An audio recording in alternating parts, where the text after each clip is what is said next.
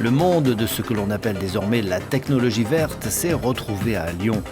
Plus de 2000 exposants venus d'une trentaine de pays ont présenté leurs produits et compétences dans le cadre du salon Polytech. Quelles sont les nouveautés cette année à Polytech ? Les innovations présentées cette année sur le salon sont bien sûr à destination des marchés de l'environnement et de l'énergie. Il s'agit de solutions plus performantes, mais également plus durables, à destination de secteurs tels que la gestion des déchets, la gestion de l'eau, la production d'énergie renouvelable, la gestion des risques, la qualité de l'air et plus largement le développement durable. La société française Armor est venue présenter un panneau photovoltaïque souple. Son avantage principal est de pouvoir être installé sur de nombreux supports différents.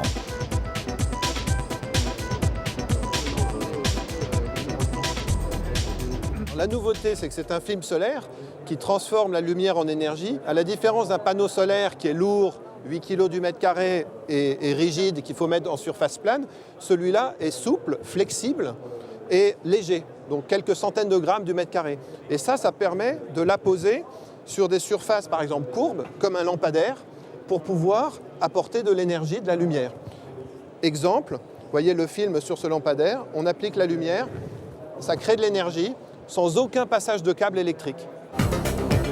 Menekes, autre société française, a présenté une innovante station de recharge pour véhicules électriques. Après s'être identifié grâce à une carte, l'utilisateur peut contrôler la charge avec son smartphone et suivre ses statistiques de consommation d'énergie. Il peut ainsi activer la recharge pendant la nuit, soit pendant les heures creuses. Parfois, lors de la collecte d'ordures, les camions tombent sur des conteneurs qui sont pratiquement vides, ce qui représente une perte de temps et d'énergie.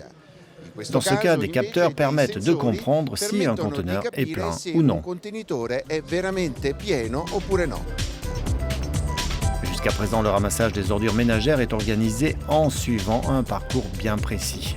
Les conteneurs sont régulièrement vidés, parfois sur une base quotidienne, qu'ils soient pleins ou non.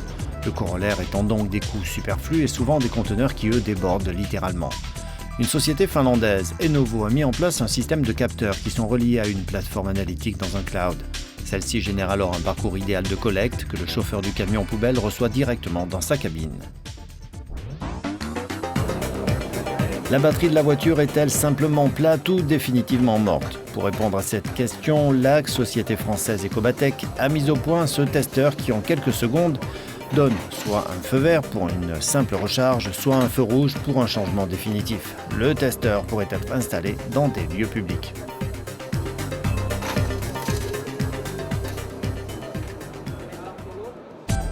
Lutter contre les inondations, c'est ce que propose une société française, RCY. Elle a mis au point des protections flexibles d'une hauteur variable et comprises entre 30 cm et 2 mètres de haut. Des protections dont la mise en place peut être rapide. Alors comment ça marche?